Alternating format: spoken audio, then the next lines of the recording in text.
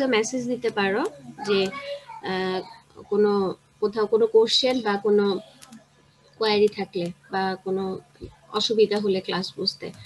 তো আমার ইনস্ট্রাকশন গুলো আশা করি সবার কাছে ক্লিয়ার। ওকে? Yes ma'am. আচ্ছা, তাহলে আমরা সরাসরি আমাদের ক্লাসে চলে যাই। আমি একটা স্ক্রিন শেয়ার করছি, তোমরা যখন স্ক্রিনটা দেখতে পাবো আমাকে বলবা।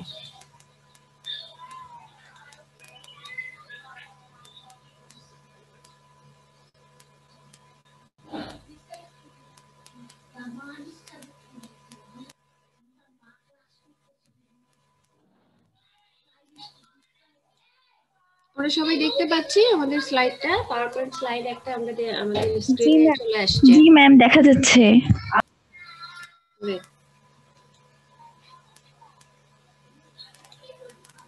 সো প্রিপারেশন অফ অ্যাকুয়ারিয়াম, আমার মনে হয় এটা মানে অলরেডি অনেকগুলো চ্যাপ্টার স্যার কভার করে ফেলেছে।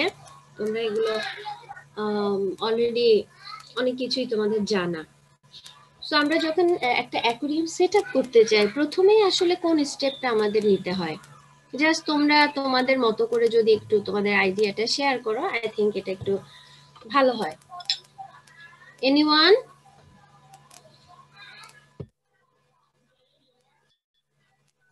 রনি, তুমি বলো তো দেখি।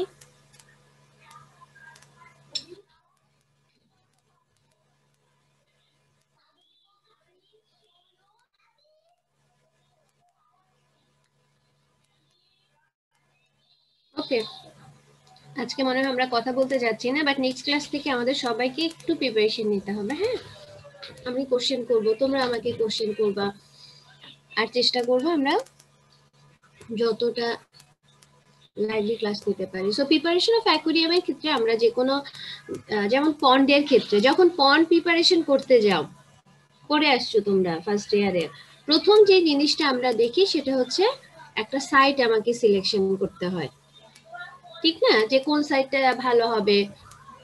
For example, in case of freshwater prawn culture, then we select the area which is easily accessible, have electricity, soil quality ভালো হবে, etc etc অনেক ধরনের ক্রাইটেরিয়া কিন্তু আমরা কনসিডার করি when we select a site for our freshwater prawn.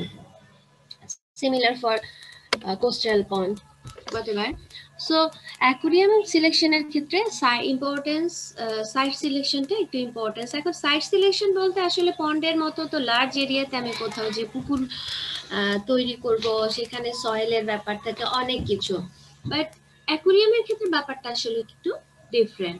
So এখানে আমাকে দেখতে হবে অ্যাকচুয়ালি আমি যেই যদি আমি ইনডোর অ্যাকুয়ারিয়াম এর কথাই আমরা যখন চিন্তা করছি, দেখতে হবে কোন জায়গাটায় আলো, ভালো আলো বাতাস, মানুষের মানে চলার পথে কোনো প্রবলেম হবে না, এই ধরনের কিছু ক্রাইটেরিয়া উপর বেসিস করে আমরা একটা সাইট সিলেকশন করব।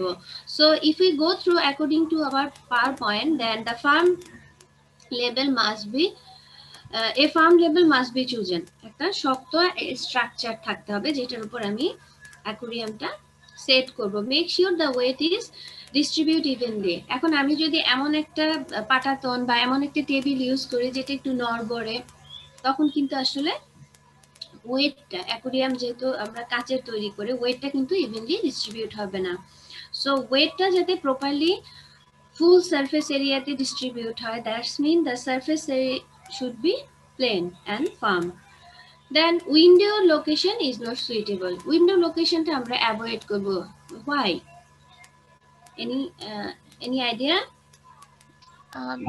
ম্যাম উইন্ডোর পাশে থাকলে ম্যাম প্রাইমারি প্রোডাকশন হয়। Yeah, very good. সরাসরি যখন সানলাইটটা পড়বে সেখানে প্লাঙ্কটনের গ্রোথটা অনেক হেভি হবে, এবং সেক্ষেত্রে আমাদের অ্যাকুয়ারিয়ামের যে মেইন পারপাস ডেকোরেটিভ বলো, এটা মেইনটেইন করা টাফ হয়ে যাবে, কারণ খুব বেশি অ্যালগাল যখন গ্রো হয়ে যায় তখন সেটা মেইনটেইন, মানে ব্লুম হয়ে গেলে তো কথাই নেই, ওয়াটার কোয়ালিটি সহ সবকিছুই তোমার তখন ফল করবে। সো সরাসরি উইন্ডো লোকেশনটা আমরা অ্যাভয়েড করব। The place chosen must be seen from all the angle inside the room. This is the main what is the main purpose of our aquarium? অ্যাকুরিয়ামের মেইন একটা পারপাস হচ্ছে বিউটিফিকেশন, অর্নামেন্টাল পারপাস। সো এটাকে এমন একটা প্লেসে আমি রাখবো যেটা আসলে একটা রুমের প্রত্যেকটা অ্যাঙ্গেল থেকে যাতে আমি সেটাকে সুন্দরভাবে দেখতে পাই। That's mean its main objectives will fulfil by positioning that place. Otherwise তুমি একটা কর্নারে রেখে দিলে যেখান থেকে হয়তো সবাই দেখছে না, তো তোমার উদ্দেশ্য যেটা ছিল মেইনলি সেটা কিন্তু তখন ফুলফিল হবে না।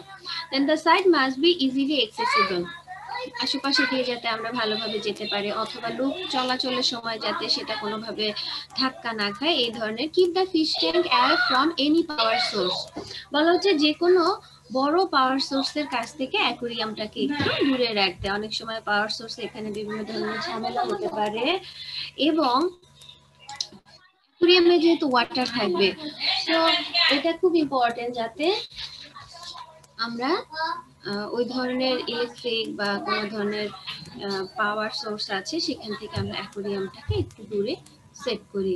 Don't place an aquarium above or near a heat source, সে একইভাবে হিট এবং পাওয়ারের কাছ থেকে আমরা দূরে এটাকে সেট করব। Avoid the traffic area as the constant movement and noise will tend two stress the fish.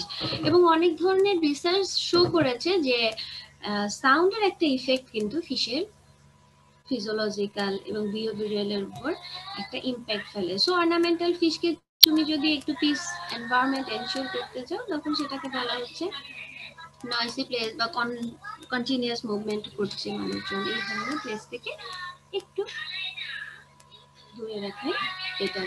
So এইসব ক্রাইটেরিয়া কনসিডার করে আমাদের প্রথমে অ্যাকুরিয়ামের জন্য একটা প্লেস ঠিক করতে হবে। ওকে ফাইন, প্লেস আমার ঠিক হয়ে গেল। Then what should be the type and size. Aquarium বলতে আমাদের সবার মাথায় প্রথমে যেটা আসে যে একটা ছোট গোল্ডফিশের বোল, ছোট জার। এছাড়াও এখন অনেক ধরনের অ্যাকুরিয়াম দেখা যায়, যেমন দেখো অনেক ট্রায়াঙ্গেল আছে, স্কোয়ার আছে, রেক্ট্যাঙ্গেল আছে, আবার এটা যেমন ধরো একটু ডিফারেন্ট। মানে যেহেতু এটা তুমি তোমার ডিজায়ার অনুযায়ী এটার সাইজ এবং শেপটা তুমি তৈরি করে নিতে পারছো। So it's actually depends on the customer choice, the aquarist choice. যারা অ্যাকোরিয়াম কিপ করছে তাদেরকে আমরা বলে থাকি aquarist. So it's actually depends on the purpose and the choice of the aquarist. সে আসলে কি পারপাসে, সাপোজ ধরো আমরা তোমরা যেমন এগুলো হয়তো করেছো যে অ্যাকোরিয়াম আমরা অনেক জায়গায় রাখতে পারি, নট অনলি হোম। আমরা হয়তো হসপিটালে অথবা রোড সাইড একটা প্লেসে ফর ডেকোরেটিভ পারপাস, বড় বড় সুপার মলে, তো সেখানে ডেফিনেটলি আমাকে বড় অ্যাকুরিয়াম দিতে হবে। এখন আমি যদি কোনো কর্নারে সেট করি, ডেফিনেটলি ওই কর্নারের সাথে অ্যাডজাস্ট করার জন্য I can change the size. So এভাবে আমরা আসলে অ্যাকুরিয়ামের সাইজ এবং তার টাইপটা এখানে ঠিক করতে পারি কোন শেপের হবে। তো aquarium can be made of material like glass, তারপরে হচ্ছে কনক্রিটের হতে পারে, ফাইবার গ্লাস হতে পারে, dependent on its location, cost and durability. The shape of the aquarium tank maybe circular, square হতে পারে, ওভাল হতে পারে, হেক্সাগোনাল হতে পারে, অক্টাগোনাল হতে পারে। আবার যেই সাইজ এবং শেপ তুমি চুজ করো না কেন, পন্ডের ক্ষেত্রেও যেমন আমরা বলি which is easily manageable is preferable for fish. So যেই সাইজের অ্যাকুরিয়ামটা তোমার ম্যানেজ করতে সুবিধা হবে এবং যেখানে ফিশ থাকার মতো যথেষ্ট স্পেসও পাবে, এই দুটো সাইজ কনসিডার করে তখন আমাকে অ্যাকুরিয়ামের সাইজটা ঠিক করতে হবে। There are lots of size, এখানে দেখো হিউজ ভ্যারিয়েশন দেওয়া আছে।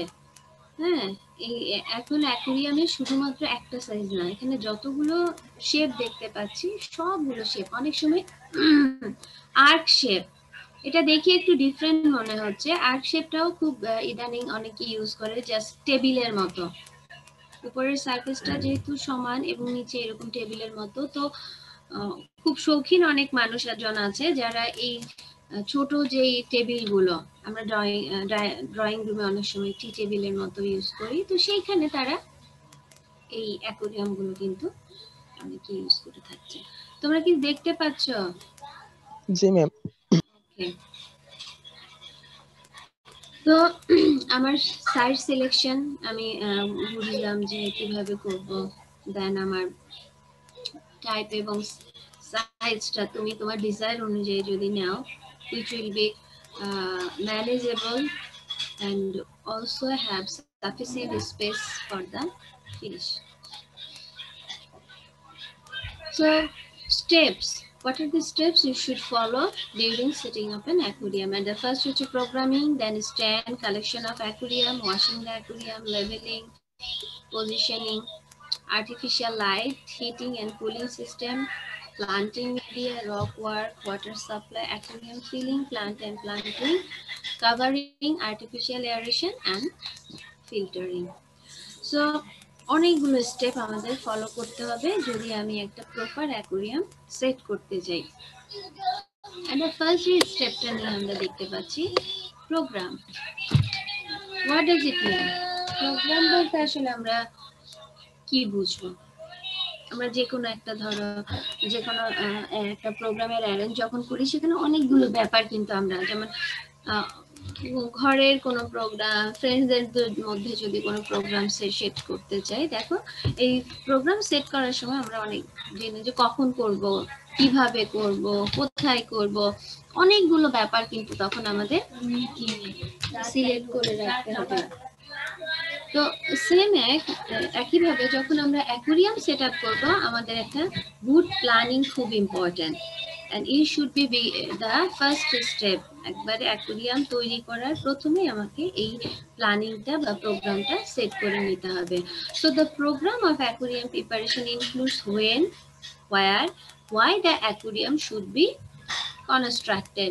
When বলতে যে তুমি কখন থেকে কাজটা শুরু করবে, দেন হোয়ার কোন জায়গায় আমি অ্যাকুয়ারিয়ামটা করব, এবং লাস্টলি হোয়াই আমার পারপাসটা কি, অ্যাকুয়ারিয়ামটা যে আমি তৈরি করছি এটার উদ্দেশ্যটা কি। এখন যদি সেটা আমার হোম ডেকোরেশনে হয় সেক্ষেত্রে এক ধরনের প্ল্যানিং থাকবে, যদি আমি সেটা কোনো ওপেন প্লেসের কথা চিন্তা করি that will be different from the previous one.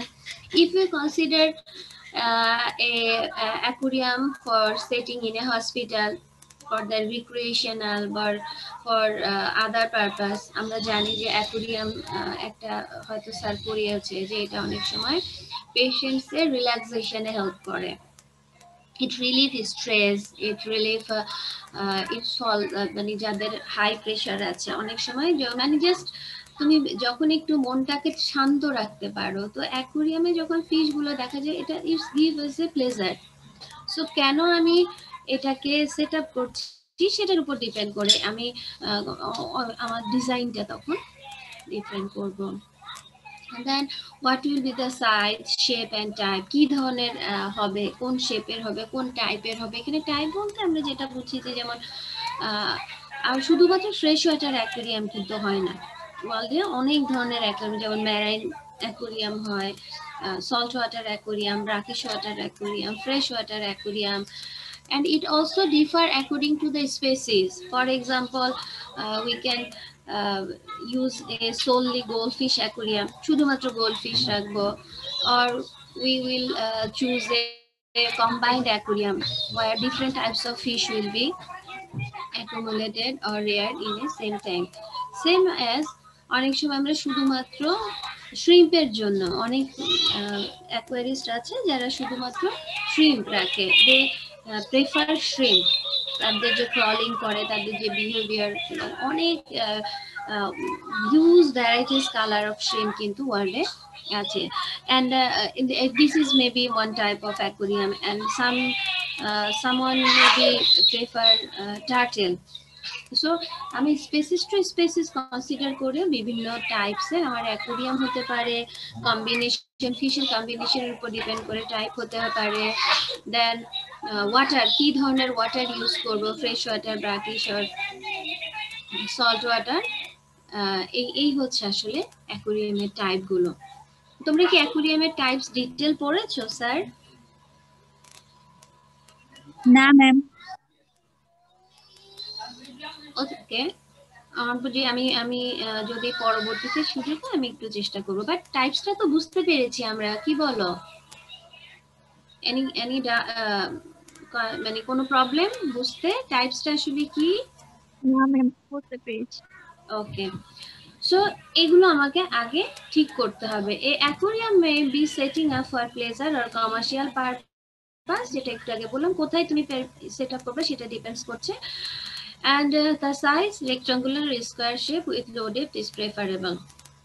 So programming এর সময় প্রত্যেকটা জিনিস তোমাকে প্রি প্ল্যান করে নিতে হবে। আমি সেখানে aquatic plant দিব কিনা, or I will only use the artificial plant, what will be the decoration, etc etc, filter কেমন হবে, aeration systemটা কেমন হবে, each and everything should be considered during programming. মানে বিয়ের প্রোগ্রাম শুরু হয়ে গেলে তুমি এখন যদি চিন্তা করো আমার খাবারের মেনুটা কি হবে যে কোনো প্রোগ্রামে, অথবা বসবে কোথায়, এগুলো তো তখন ইনস্ট্যান্ট চিন্তা করলে আসলে হবে না। সেম অ্যাজ অ্যাকুয়ারিয়াম যখন আমরা প্রিপেয়ার করব, আমরা আগে থেকে সবকিছু সিলেক্ট করে নিব। গেস্ট বাসায় চলে আসছে, তারপর যদি তুমি এখন তাদের মানে খাবার দাবার বসার ব্যবস্থা করা হবে না, তো এখন তো সেম অ্যাজ তুমি অ্যাকুয়ারিয়াম ফিশ কিনে নিয়ে আসলা, তাদের কোথায় রাখবা, কি খাওয়াবা, কিভাবে থাকতে দিবা, সেখানের পরিবেশটা কেমন হবে, এগুলো আমাকে অবশ্যই প্রি প্ল্যান করতে হবে। ঠিক আছে, ওকে। এখন প্ল্যানিং করলাম, ঠিক আছে, প্ল্যানিং করে দেখলাম যে আমার একটা স্ট্যান্ড দরকার। স্ট্যান্ডটা কেন? যাতে আমি অ্যাকুয়ারিয়ামটা প্রপারলি সেটার উপর সেট করতে পারি। তো এইটা করার সময় আমাকে যে জিনিসটা অবশ্যই খেয়াল রাখতে হবে, it should not be too light, খুব হালকা যাতে না হয় আমার স্ট্যান্ডটা, and not should be too heavy. Too heavy হলে যেটা হবে, কোনো কারণে ধরো তোমার এটা রিপ্লেস করতে হবে, তো এটা খুব ডিফিকাল্ট হয়ে যায়। আর খুব বেশি যদি হালকা হয়, তখন কিন্তু অ্যাকুয়ারিয়াম যখন আমি ওয়াটার ফিল করব, তখন এটা কিন্তু মানে ওয়েট অনেক বেড়ে যায়, সো সেটা যে কোনো সময় ব্রেকডাউন হতে পারে। সো তোমার অ্যাকুয়ারিয়াম সাইজ এবং শেপের উপর ডিপেন্ড করে তোমার স্ট্যান্ডটাকেও কাস্টমাইজ করে নিতে হবে। And for aquarium stand we can use plastic, metallic, wooden frame, and it should be strong enough to withstand the weight of the filled aquarium. Not only the aquarium, শুধুমাত্র aquarium না, অ্যাকুয়ারিয়ামের all accessories with water সবকিছু নিয়ে যাতে সেটা stand করতে পারে, ওই রকম একটা স্ট্যান্ড আমরা চয়েস করব। এখন কিন্তু শুধুমাত্র এই স্ট্যান্ডগুলো একটা পারপাসে যে অ্যাকুয়ারিয়ামটাকে হোল্ড করবে এই না, এটা বিভিন্ন পারপাসে কিন্তু ইউজ হয়। যেমন অ্যাকুয়ারিয়ামের নিচে দেখা যায় ছোট শেলফের মতো থাকে, যেখানে অন্যান্য অ্যাক্সেসরিজ বা আরো কিছু ডেকোরেশনও কিন্তু শোপিস হিসেবে আমরা রাখতে পারি। So you can customize this one. Okay, then stand হয়ে যাওয়ার পরে আমি দুইটা কাজ করতে পারি। একটা হচ্ছে আমি অ্যাকুয়ারিয়াম নিজেই তৈরি করতে পারি, অথবা আমি পারচেজ করে নিয়ে আসতে পারি। অ্যাকুয়ারিয়াম যদি আমি নিজে তৈরি করি, সেক্ষেত্রে প্রসেসটা খুবই সিম্পল। আমি আমার অ্যাকুয়ারিয়ামের সাইজ অনুযায়ী গ্লাস কেটে নিয়ে আসব, এবং এরপরে সেই গ্লাসগুলোকে আমি সিলিকন গাম দিয়ে সুন্দর করে অ্যাটাচ করলে একটা সুন্দর অ্যাকুয়ারিয়াম হয়ে যাবে। আমরা প্র্যাকটিক্যালি তোমাদের সিনিয়র অনেক ভাইয়া আপুরা আছে যারা এই অর্নামেন্টাল ফিশ কালচার প্র্যাকটিক্যাল ল্যাবে তারা অ্যাকুয়ারিয়ামটা নিজেরা তৈরি করেছে বাই ইউজিং দিস সিলিকন গাম। আর এটা হচ্ছে গান, এটা নিশ্চয়ই আমরা অনেকে দেখেছি কিভাবে ইউজ করে জানি, তারপরেও যারা দেখো নাই তাদের জন্য একটু বলছি। এই যে গামটা আছে সেটাকে আমার এই যে ব্লু কালার যে গান, এই গানের এখানে প্লেস করলে, যদি আমি এখান থেকে যে সিরিঞ্জের মতো এই হ্যান্ডেলটা ধরে চাপ দিই, তখন এই যে এই গ্লুটা সুন্দর মতো বের হয়। আর তুমি যদি শুধুমাত্র গ্লু গান ছাড়া এটা ইউজ করতে চাও, তাহলে কিন্তু খুবই টাফ হয়ে যায়। তো আমাদের যদি সুযোগ হয় আমরা এটা প্র্যাকটিক্যালি একটু দেখাবো, আদারওয়াইজ আমাদের ছবিটা আমরা দেখে নিলাম, একটা আইডিয়া আমাদের আশা করি হয়ে যাবে। তো অ্যাকুয়ারিয়াম ধরো কালেকশন করলাম, অথবা আমরা সেটাকে সেলফ মেক করে নিলাম। নেয়ার পরে অবশ্যই আমাকে প্রপারলি অ্যাকুয়ারিয়ামটাকে ওয়াশ করতে হবে। Washing is very important, because what ever তুমি যদি পুরাতন অ্যাকুয়ারিয়াম ইউজ করো, অথবা একটা বাড়িতে নতুন অ্যাকুয়ারিয়াম নিয়ে আসো, আমরা কোনো কারণে যদি সেখানে কোনো ধরনের হার্মফুল ব্যাকটেরিয়া বা প্যাথোজেন থেকে থাকে, সেটা কিন্তু আমার ওয়াটারে যাবে এবং ওয়াটার থেকে ফিশকে ইনফেস্ট করবে। That's why cleaning of aquarium is very important. এবং ক্লিনিং এর সময় আরেকটা জিনিস আমাদের চেক করে নিতে হবে যে আমি যে অ্যাকোয়ারিয়ামটা তৈরি করেছি সেটা ওয়াটারপ্রুফ কিনা। ওকে, যদি সেটাতে কোনো লিক পাওয়া যায় তাহলে সেটাকে আমার রিপেয়ার করতে হবে। এখন প্রথমে চলে আসি ওয়াশিং এর ক্ষেত্রে। ওয়াশিং এর ক্ষেত্রে আমরা যেটা করব, আমরা কোনো ডিটারজেন্ট বা সোপ সরাসরি ইউজ করাটা রিকমেন্ড করে না। তো সেক্ষেত্রে আমাদের যেটা রিকমেন্ডেড সেটা হচ্ছে worm water light salt solution. লবণ হালকা গরম পানিতে ডিজলভ করে আমরা সেই সল্ট সলিউশনটা দিয়ে আমাদের অ্যাকোয়ারিয়ামটা ক্লিন করব এবং ওয়ার্ম ওয়াটার সেটা দিয়ে ভালোভাবে পরিষ্কার করে নিব। Soap should not never be use. সাবান বা ডিটারজেন্ট এই ধরনের জিনিসগুলো বা এই ধরনের ওয়াশিং ম্যাটেরিয়ালস গুলো আমরা টোটালি অ্যাভয়েড করব। কেন?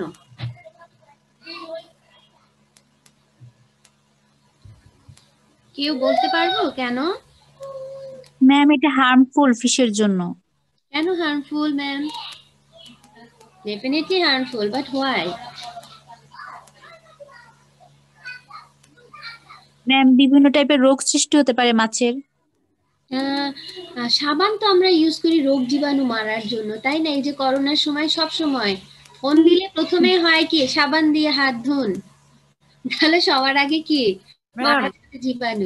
সাবান বা ডিটারজেন্ট কাছের ক্লিনজকে নষ্ট করে দেয় সাবান ডিটারজেন্ট। আচ্ছা, এটা তুমি যদি ডিটারজেন্ট ওইটা হয়তো অতটা ইফেক্ট করবে না, কারণ তুমি তো ভালো করে পানি দিয়ে যদি আমি ধুয়ে ফেলি, বরঞ্চ এখানে যদি কোনো গ্লেসি সাবস্টেন্স অয়েল সাবস্টেন্স থাকে তখন সেটাকে সে রিমুভ করবে।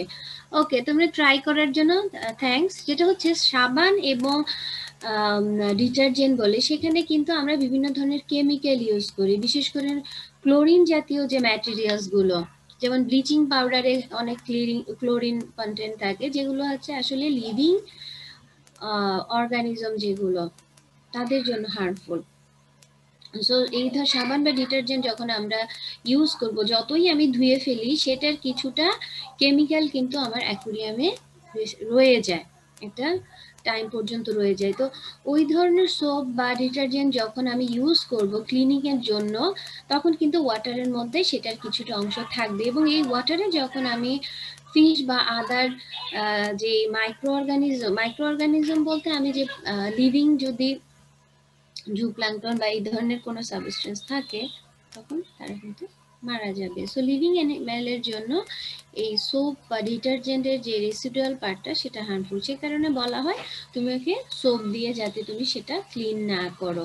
বাট যদি ধরো যে না, আমি অ্যাকোয়ারিয়ামটা এতই ময়লা হয়েছে, এটা প্র্যাকটিক্যাল এক্সপেরিয়েন্স থেকে তোমাদের সাথে শেয়ার করা, খুব বেশি ময়লা হয়েছে, তখন আমরা কি করব? যদি ডিটারজেন্ট সোপ ব্যবহার না করা ছাড়া উপায় নাই থাকে, in that case at first you can use soap দিয়ে তুমি ভালো করে পরিষ্কার করে ক্লিন করলা। ইন দ্য সেকেন্ড স্টেপ আমরা যেটা সল্ট সলিউশনের কথা বললাম না, এরপর তুমি আবার সেটাকে সল্ট সলিউশন দিয়ে ভালো করে ক্লিন করো, তাহলে কি হবে? আমার ডাবল ক্লিনও হচ্ছে, এবং যেই কেমিক্যালস হার্মফুল কেমিক্যালস গুলো সোপ বা ডিটারজেন্ট থেকে আমার অ্যাকুয়ারিয়ামে আসছে সেটা অনেকটাই রিমুভ হয়ে যাবে। অন দ্য থার্ড স্টেপ তুমি সেটাকে একটা প্রথমে পানি দিয়ে রেখে দাও, তখন সাথে সাথে তুমি সেখানে মাছ দিবে না, পানি দিয়ে বেশ কিছুক্ষণ রেখে দিবে, 24 আওয়ার্স রেখে দাও। এটাতে যেটা হবে দুইটা কাজ হবে। আমরা একটু আগে বলেছিলাম যে অ্যাকুয়ারিয়াম ওয়াটারপ্রুফ কিনা, দ্যাটস মিন সেখানে কোনো লিকেজ আছে কিনা সেটা চেক করা হয়ে যাবে। 24 আওয়ার্সে যদি দেখি যে না কোনো ধরনের লিকেজ হচ্ছে না, that's mean our aquarium is well enough. এবং মিনওয়াইল এই যে আমি 24 আওয়ার্স ওই অ্যাকুয়ারিয়াম যেটা আমি সোপ ডিটারজেন্ট দিয়ে পরিষ্কার করে তারপর আবার সল্ট দিয়ে ক্লিন করেছি, এবং এরপর আমি 24 আওয়ার্স ওয়াটারে রেখে দিলাম, এই টাইমে যেটা হবে আমার যে হার্মফুল যে ইফেক্টটা সোপ বা ডিটারজেন্টের, সেই হার্মফুল কেমিক্যালটা রিমুভ হয়ে যাবে। তো ওই ওয়াটারটা টোটাল ফেলে দিয়ে দেন আমি ফিশ রাখার জন্য ওয়াটার অ্যাড করতে পারি। সো ওয়াশিং এর ব্যাপারটা কি আমাদের কাছে clear? Hopefully. Ma'am Okay. Then leveling বলতে আমরা প্রথমেই বলেছিলাম যে আমরা যে সারফেসের উপর অ্যাকুয়ারিয়াম রাখবো সেটা যাতে সমান হয়। বাট কখনো কখনো দেখা যায় যে আমি যেই জায়গাটায় রাখছি সেটা যদি একটু উঁচু নিচু হয়, তখন কিন্তু অ্যাকুরিয়ামটা একটু হেলে যেতে পারে, মানে বাঁকা হয়ে যেতে পারে। এবং আরেকটা হতে পারে যে আমি হয়তো পুরো আমার কাছে আপাতত চোখে মনে হচ্ছে আমার সারফেসটা সমান, কিন্তু অ্যাকুরিয়াম রাখার পরে কিন্তু আমি দেখলাম সেটা সমান না। এখন কিভাবে আমি বুঝি? এবং একটু উঁচু নিচু হলে সমস্যাটা কি কোথায়?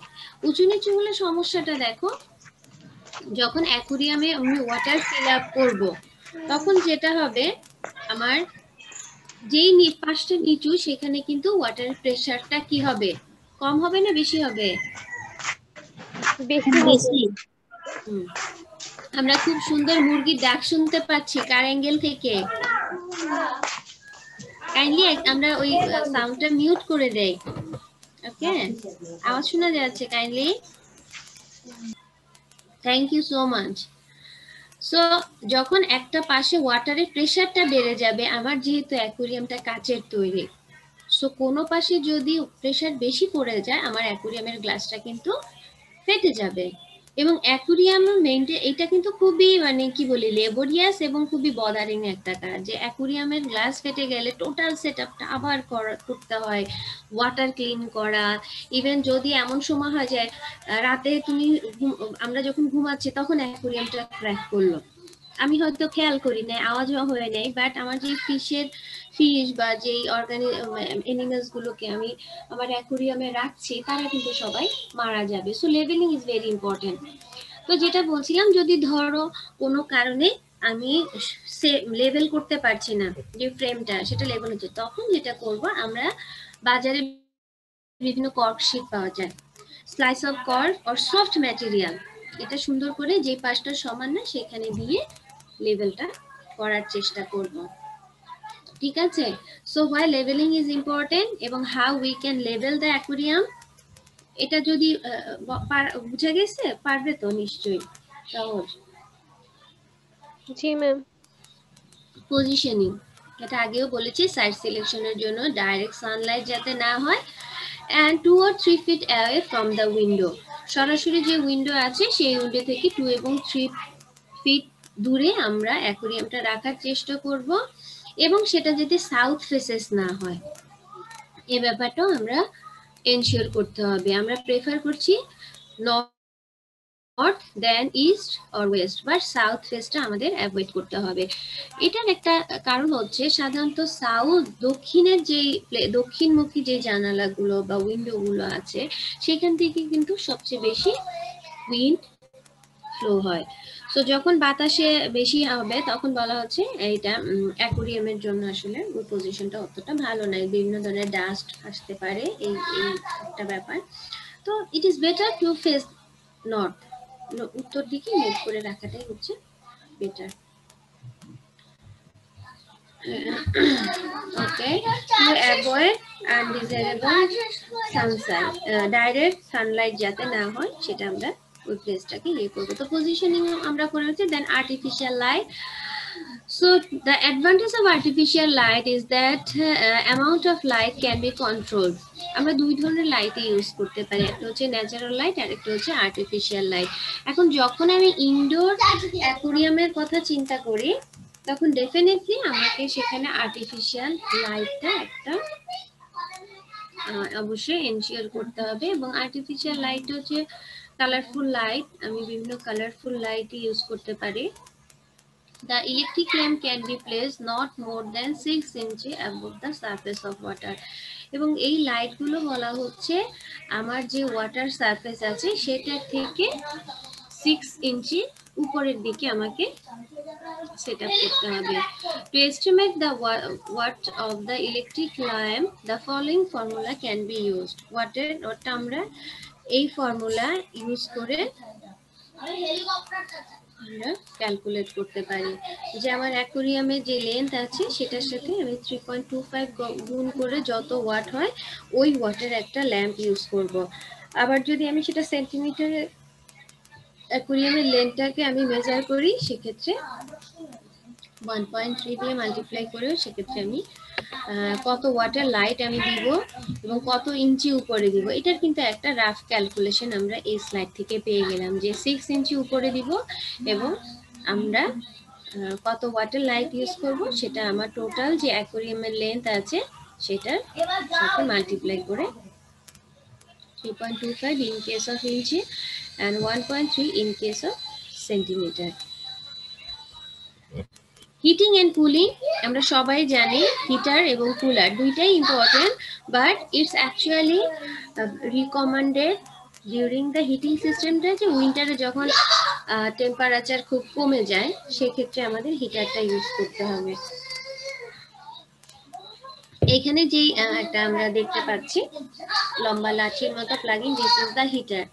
তোমরা যদি আমাদের প্র্যাকটিক্যাল ল্যাবে পেছনে ওয়েট ল্যাবে কখনো যাওয়ার সুযোগ হয়ে থাকে তোমরা কিন্তু দেখে থাকবে যে এরকম অনেক হিটার আমরা অ্যাকোয়ারিয়ামে ইউজ করেছিলাম, স্পেশালি ডিউরিং দ্য উইন্টারে যখন আমরা এক্সপেরিমেন্ট করতে যাই তখন ওয়াটারটা টেম্পারেচার ঠিক রাখার জন্য আমরা এই ধরনের হিটার ইউজ করেছি।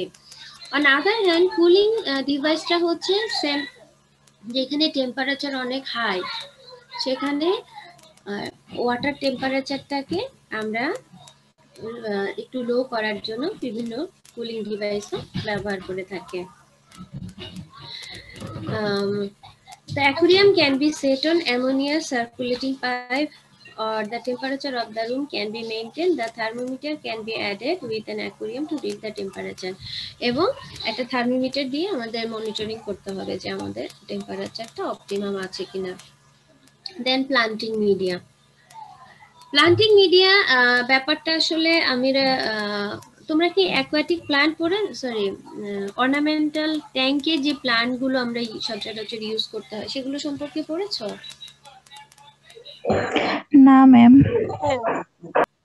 ওকে, আমি চেষ্টা করবো ওইটা তোমাদের তাহলে একটু নেক্সট ক্লাসে ব্রিফ করার জন্য। ওকে, তো প্লান্টিং মিডিয়াটা আসলে তখনই খুব ইম্পর্টেন্ট বা তখনই লাগবে যখন সেখানে আমরা লিভিং প্লান্ট ইউজ করব। এখন এই লিভিং প্লান্টগুলো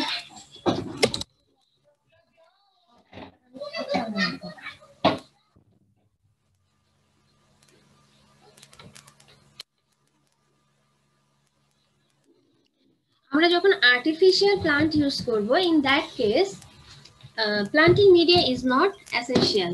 আর্টিফিশিয়াল প্লান্টের ক্ষেত্রে আমাদের প্লান্টিং মিডিয়ার কোনো প্রয়োজন নেই, but when you use living plant, aquarium plant, তখন কিন্তু তোমাকে এই তাদের গ্রোথ এবং প্রপার ফ্লারিশমেন্টের জন্য, বিউটিফিকেশনের জন্য আমাকে বিভিন্ন ধরনের প্লান্টিং মিডিয়া দিতে হবে। এখন এই প্লান্টিং মিডিয়া সিলেকশনের ক্ষেত্রে আবার কিছু ব্যাপার আমাকে অবশ্যই কনসিডার করতে হবে। আমরা যদি এমন কোনো মিডিয়া ইউজ করি যে সেটা ওয়াটারের অ্যাসিডিটি বাড়িয়ে দেয়, মানে ওয়াটারটাকে অ্যাসিডিক করে দেয়, সেটা কিন্তু অ্যাকোয়ারিয়ামের জন্য ভালো হবে না। আবার ধরো অনেক ধরনের রকি মিডিয়া পাওয়া যায়, সেই মিডিয়া মিনারেল মিডিয়া পাওয়া যায়, সেগুলো যদি আমরা ইউজ করি তখন হয়তো অ্যাকোয়ারিয়ামের অ্যালকালিনিটিটা অনেক বেড়ে যেতে পারে। So on the basis of this, যে আমার পিএইচ ব্যালেন্সটা কেমন থাকবে সেটার উপর ডিপেন্ড করে আমাকে একটা মিডিয়া সিলেক্ট করতে হবে যাতে আমার ওয়াটারের পিএইচটা খুব বেশি ফ্লাকচুয়েট না করে। এছাড়াও আমরা লেয়ার অফ লুম, আমরা লুমি সয়েল, স্যান্ডি সয়েল এটা আমরা ইউজ করতে পারি। তো সেক্ষেত্রে প্রথমে লুমি সাবস্টেন্সের একটা লেয়ার ইউজ করব। After that we can use sand and gravel layer আর রিকমেন্ডেড বাই সাম অ্যাকোয়ারিস্ট। এর কারণ হচ্ছে যখন আমি লুমি সয়েলটা নিচে দিব, কারণ লুমি সয়েলের পার্টিকেল সাইজ খুবই ছোট, হ্যাঁ, তো সেটা দিলে সরাসরি আমার ওয়াটারের কন্ট্যাক্টে যদি সেটা না আসে তখন কিন্তু এই পার্টিকেলগুলো ওয়াটারে ডিজলভ হওয়ার সময়টা কম পাবে। এখন ওয়াটার সয়েল পার্টিকেল যদি আমার ওয়াটারে চলে যায় তখন কি হবে, ওয়াটারটা ঘোলা দেখা যাবে, যেহেতু ডেপথ অনেক, ঘোলা দেখা গেলে আমার কিন্তু বিউটিফিকেশন হচ্ছে না। আমি যদি হাতের কাছে যে ধরনের মিডিয়া আছে সেটা ইউজ করতে চাই, তো সেক্ষেত্রে আমাকে প্রথমে লুমি সয়েল দিতে হবে, and after that sandy soil, sand gravel, এইভাবে আমি 2-3টা লেয়ার দিয়েও কিন্তু আমার যে অ্যাকোয়ারিয়াম প্লান্ট আছে তাদের জন্য একটা মিডিয়া তৈরি করতে পারি। এবং যখন আমি ধরো গ্রাভেল ইউজ করব অথবা পোরাস স্যান্ড ইউজ করব, ইট is better two Use 3 inch at the back, sloping to 1 inch on the front. পেছনের দিকে এটা একটু বেশি হাইট হবে, আস্তে আস্তে সামনের দিকটা একটু স্লোপি হয়ে 1 ইঞ্চি ফ্রন্টের দিকে হবে। তো এই স্লপটা হলে যেটা হবে, এটা লুকটাও সুন্দর হবে, অ্যাজ ওয়েল এজ যখন আমরা ক্লিনিং করব, যেমন আনইউজড ফুড বা বিভিন্ন ধরনের ডেব্রিজ যখন আসবে, তখন আমাদের এটা ক্লিন করাটা অনেকটা ইজি হয়ে যাবে, সাইফনিং করে রিমুভ করাটা ইজি হয়ে যাবে।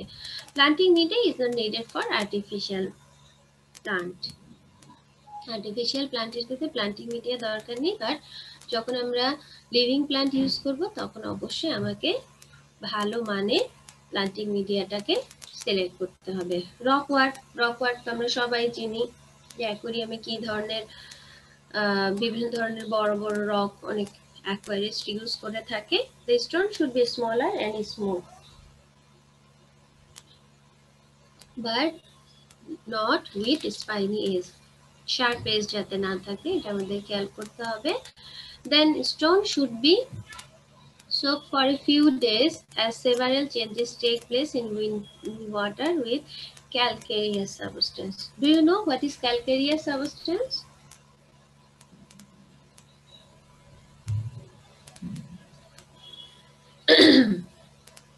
তোমরা কি শুনতে পাচ্ছ? ম্যাম ক্ষারীয় পদার্থ। হ্যাঁ, ক্যালসিয়াম আছে, ক্যালসিয়াম অক্সাইড জাতীয় চুন জাতীয় হ্যাঁ, পদার্থ। ক্যালসিয়ামের কন্টেন্টটা খুব বেশি থাকে। যেমন কোরালও কিন্তু ক্যালকেরিয়াস সাবস্টেন্স দিয়ে গঠিত। যখন কোরালের যে এই ছোট অ্যামোবয়েড অ্যানিমেল গুলো মারা যাওয়ার পরেই তো ওই কলোনিটা তৈরি হয়, যেটাকে আমরা কোরাল বলে থাকি, কোরাল রিফ বলে থাকি। তো ওদের এই যে ক্যালসিয়াম সমৃদ্ধ যেই ইয়েটা সাবস্ট্রেটটা, সেটাকে আমরা ক্যালকেরিয়াস সাবস্টেন্স বলি। এখন রকে যদি এই ধরনের ক্যালকেরিয়াস সাবস্টেন্স থাকে এবং সেই রকটাকে যদি আমি আমার অ্যাকোয়ারিয়ামে ইউজ করি, সেটা কিন্তু ওয়াটারের পিএইচটাকে ইনক্রিজ করে দিবে, বাড়িয়ে দিবে। তো এই পিএইচটা যদি খুব বেশি বেড়ে না যায়, এটা আমাকে খেয়াল রাখতে হবে। এবং before using any type of work, at first we should clean it properly. খুব ভালোভাবে ক্লিন করতে হবে এবং বেশ কিছু সময় এটাকে অ্যাকোয়ারিয়ামে দেওয়ার আগে সোক করে রাখতে হবে, ওয়াটারের ভেতরে সেটাকে ডুবিয়ে রাখতে হবে, যাতে এই রকের ভেতরে যদি কোনো হার্মফুল কেমিক্যাল বা মিনারেলস থাকে যেটা আমার ওয়াটারের জন্য ক্ষতিকর হতে পারে, সেটা যাতে রিমুভ হয়ে যায়। After that you can use that rock work. এবং অনেক সময় আমরা বিভিন্ন ধরনের কালার স্টোনও কিন্তু অ্যাকোয়ারিয়ামে বিউটিফিকেশন ইউজ করা হয়। এবং এই কালার স্টোন সিলেকশনের ক্ষেত্রে you should be considered that কালারটা যাতে আমার ওয়াটারে লিক না হয় এবং সেটা যাতে আর্টিফিশিয়াল এবং হার্মফুল না হয়।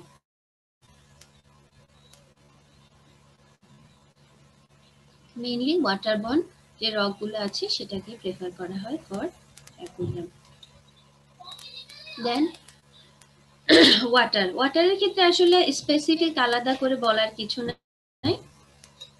আমরা জানি প্রত্যেকটা ফিশের জন্য একটা রিকমেন্ডেড পিএইচ লেভেল আছে, ডিও লেভেল আছে, হার্ডনেস লেভেল কেমন হবে, টেম্পারেচারটা কেমন হবে, এগুলো স্পেসিফিক। সো ফিশ যে ওয়াটারে থাকে সেই ওয়াটারের প্যারামিটারগুলো এই সুইটেবল রেঞ্জের মধ্যে থাকবে, এটাই রিকমেন্ডেড।